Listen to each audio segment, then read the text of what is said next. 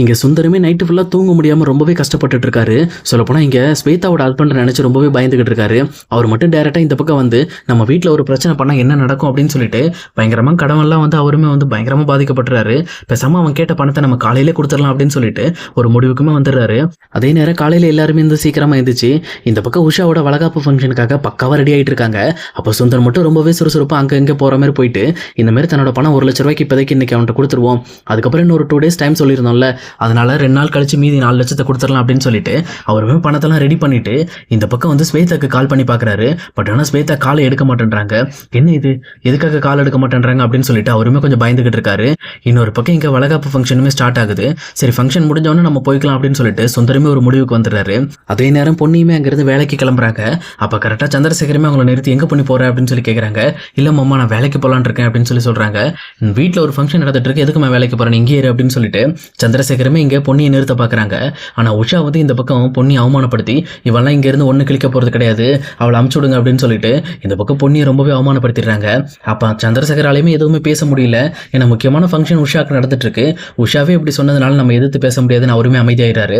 அப்போ பொன்னியுமே ரொம்ப வருத்தத்தோட இந்த பக்கம் வந்து பியூட்டி பார்லர் போயிடுறாங்க. அங்கே போயிட்டு எப்பவும் போல அவங்களோட வேலையெல்லாம் செஞ்சுட்டு இந்த மாதிரி ரொம்பவே ஃபீலிங்காக ஃபீல் பண்ணிக்கிட்டு இருக்காங்க. அப்போ இந்த மாதிரி கடையில் இருக்கிற ஒர்க்கர்ஸ் எல்லாமே எங்கேயும் ரெடியாகி போகணும் அப்படிங்கிறதுக்காக தயாராகிட்டு இருக்காங்க. சரி, பொன்னியை மட்டும் எங்கள் கடையில் விட்டுட்டு போயிடலாம் அப்படின்னு சொல்லிட்டு எல்லாருமே ஒரு முடிவுக்கு வந்துடுறாங்க. அதே நேரம் பொன்னியோட நிலைமையை பார்த்த அந்த ஓனர் மேடமும் என்னாச்சு பொண்ணு, ஏன் டல்லா இருக்கு அப்படின்னு சொல்லி கேட்குறாங்க. ஒன்றும் இல்லை மேடம், இந்த மாதிரி ஒரு சின்ன வீட்டில் பிரச்சனை, வேற ஒன்றும் பிரச்சனை இல்லை அப்படின்னு சொல்லிட்டு ரொம்ப கேஷுவலாக சமாளிக்கிறாங்க. ஆனால் இந்த பக்கம் அந்த ஓனர் மேடமும் சரி பொண்ணு, நீ வேணா கிளம்பி போயிட்டு வாங்க கூட, சொல்லப்போனால் அங்கே போனால் அவங்களுக்கும் கொஞ்சம் ஹெல்ப்ஃபுல்லாக இருக்கும், உனக்கு கொஞ்சம் மனசு மாறின மாதிரி இருக்கும். ஆனால் போகிறதுக்கு முன்னாடி உங்கள்கிட்ட ஒரு நல்ல சாரி இருந்தால் மாற்றிட்டு போய் நான் ஒரு முக்கியமான ஃபங்க்ஷனுக்கு போய் அவங்க மேக்கப் பண்ண போகிறாங்க அப்படின்னு சொல்லிட்டு அந்த ஓனர் மேடமும் சொல்கிறாங்க. அப்போ நம்மக்கிட்ட நல்ல சாரி வேறு எதுவும் இல்லையே அப்படின்னு சொல்லி யோசிக்கிறப்போ எங்கள் சக்தி கொடுத்த சாரி அவங்க எடுத்துகிட்டு வந்திருப்பாங்க. அந்த சாரியை பார்த்துட்டு சரி சக்திக்கு தெரியாமல் கட்டி பார்க்கலாம் அப்படின்னு சொல்லி நினச்சிருப்பாங்க. சரி, இந்த மாதிரி நம்ம வேற ஒரு ஃபங்க்ஷன் தானே போகிறோம் அப்படின்னு சொல்லிட்டு சரி மேடம் என்கிட்ட ஒரு சாரி இருக்குது அப்படின்னு சொல்லிட்டு அவங்களுமே அந்த சாரியை கட்டிட்டு இந்த பக்கம் அந்த பியூட்டி பார்லர் பொண்ணுங்க கூட அவங்களுமே கிளம்பி போகிறாங்க. அப்போ கரெக்டாக அங்கே கார் போக போக இந்த பக்கம் பொண்ணுக்குமே கொஞ்சம் கொஞ்சமாக பயம் எடுக்க ஆரம்பிக்குது. சொல்லப்போனால் அந்த கார் அவங்களோட ஏரியாவை பார்த்து தான் போயிட்டு இருக்கு.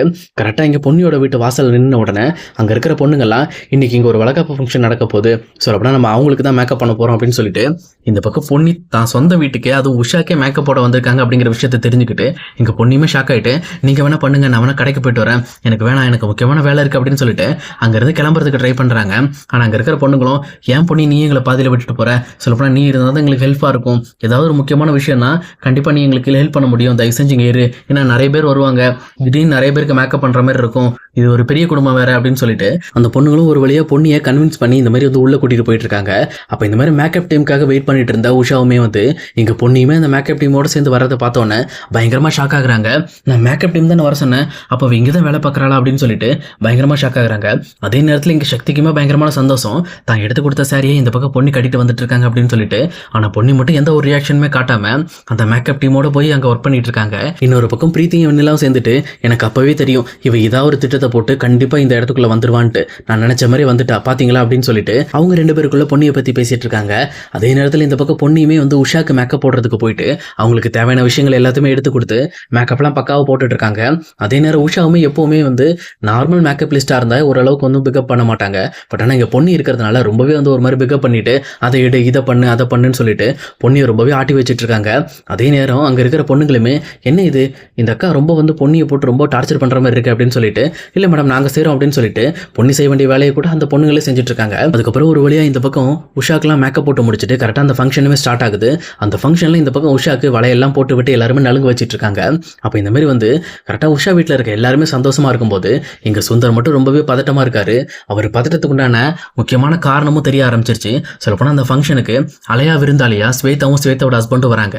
இந்த பக்கம் ஸ்வேதாவும் ஸ்வேதாவோட ஹஸ்பண்டும் வரதை பார்த்தோன்னே இங்கே சுந்தருக்கு என்ன பண்ணுறதுனே தெரியல, அவங்க கிட்ட என்ன பேசுறதுன்னு தெரியல. டேரெக்டாக இங்கே ஸ்வேதாவோட ஹஸ்பண்ட் கிட்ட போயிட்டு இங்கே பாருங்க, இதாக இருந்தாலும் வெளியே போய் பேசிக்கலாம், இங்கெல்லாம் வந்து பேசக்கூடாது அப்படின்னு சொல்லி சொல்கிறாங்க. உடனே அவருமே வந்து சுந்தர முதல்ல வழிவிடு, நான் என்ன பண்ணணும் என்ன பண்ணக்கூடாது நீ எனக்கு சொல்லக்கூடாது அப்படின்னு சொல்லிட்டு இவங்க எப்பவும் போல ஸ்வேதாவை முன்னாடி அனுப்பி ஸ்வேதாவை வச்சு இந்த பக்கம் உஷாக்கு நலுங்கு செய்ய வைக்கிறாங்க. உடனே அந்த பக்கம் இருக்கிற ஜெயாவும் பவானி கிட்ட இவங்க 2 பேரும் யாரு அப்படின்னு சொல்லி கேட்குறாங்க. அப்போ இந்த பக்கம் பவானியுமே தெரியலம்மா, யாருன்னே தெரியல, புதுசாக இருக்காங்க அப்படின்னு சொல்லிட்டு சரி இருங்க நான் வேணா சுந்தர்கிட்ட கேட்குறேன், ஏன்னா அவங்க கிட்ட தான் வந்தவொன்னே பேசுகிறாங்க அப்படின்னு சொல்லிட்டு இந்த பக்கம் வந்து பவானியுமே வந்து சுந்தர்கிட்ட வந்து என்னங்க இவங்க 2 பேரும் யாரு, முதல்ல நான் இவங்களை பார்த்ததே கிடையாது அப்படின்னு சொல்கிறாங்க. அப்போ சுந்தரமே என்ன சொல்கிறதுன்னு தெரியாமல் திணறிக்கிட்டு இருக்கப்போ கரெக்டாக எங்கள் ஸ்வேதாவோட ஹஸ்பண்டுமே வந்துட்டு நான் இவரோட ஃப்ரெண்டு தான், அதனால தான் நான் வந்தேன், என்னோட சிஸ்டரை கூப்பிட்டு வந்திருக்கேன் அப்படின்னு சொல்லிட்டு ஸ்வேதாவுமே அறிமுகப்படுத்துகிறாங்க. ஓ அப்படிங்களா, வாங்க வாங்க, எங்கள் ஃபங்க்ஷன் உங்ககிட்ட சொல்லியிருக்காங்களா அப்படின்னு சொல்லிட்டு எல்லாருமே ரொம்ப ஹாப்பியாக பேசிகிட்டு இருக்காங்க. அதே நேரம் பவானியை பார்த்து இங்கே ஸ்வேதாவோட ஹஸ்பண்டும் பரவாயில்ல மேடம், நீங்கள் ரொம்ப கொடுத்து வச்சவங்க, உங்களுக்கு ரொம்ப நல்ல ஹஸ்பண்ட் கிடைச்சிருக்காங்க அப்படின்னு சொல்லிட்டு இந்த பக்கம் வந்து சுந்தர வஞ்ச புகழ்ச்சி பண்ணுற மாதிரி பேசிகிட்டு இருக்காங்க. இங்கே சுந்தருக்குமே ஒன்றுமே புரியல, எதுக்காக இவன் வீட்டுக்கே வந்து பிரச்சனை பண்ணிட்டு இருக்கான். அந்த பணம் வேணும்னு கேட்டதுக்கு நான் தான் ஃபோன் பண்ணல காலையில், அதை எடுத்துருந்தானா நம்ம கொடுத்துருக்கலாம், இப்போ இது என்ன பெரிய பிரச்சனையாகும் போல இருக்கு அப்படின்னு சொல்லிட்டு சுந்தரமே ரொம்பவே பயந்துகிட்டு இருக்காரு. இன்னொரு பக்கம் எல்லாரும் நலுங்கு வச்சாச்சா அப்படின்னு சொல்லி கேட்குறப்போ இங்கே சந்திரசேகர் வந்துட்டு பொன்னியை நலுங்கு வைக்க சொல்கிறாங்க. அப்போ இந்த மாதிரி பொன்னிலாம் எனக்கு நலுங்கு வைக்க வேண்டாம் அப்படின்னு சொல்லிட்டு ஜெயாவுமே ரொம்ப அவமானப்படுத்துகிற மாதிரி பேசுகிறாங்க. அதே நேரத்தில் சரி சக்தி மட்டும் வைக்கணும் அப்படின்னு சொல்லி சொல்கிறாங்க. அப்போ கரெக்டாக முன்னாடி இருந்த ஒரு அம்மாவும் இந்த மாதிரி ஒத்த ஆளாக வைக்கக்கூடாதுமா, அவங்க கணவன் மனைவினா அவங்க 2 பேரும் சேர்ந்து நலுங்கு வைக்கணும்னு சொல்கிறாங்க. உடனே சக்தியுமே இந்த பக்கம் பொன்னியோட கையை பிடிச்சி இழுத்துட்டு போயிட்டு அவங்க 2 பேரும் சேர்ந்து நலுங்கு வச்சுட்டு இருக்காங்க. இந்த மாதிரி இவங்க 2 பேரும் ஒன்றா சேர்ந்து நலுங்கு வைக்கிறத பார்த்து அந்த பியூட்டி பார்லர் பொண்ணுகளும் பயங்கரமாக ஷாக் ஆகுறாங்க.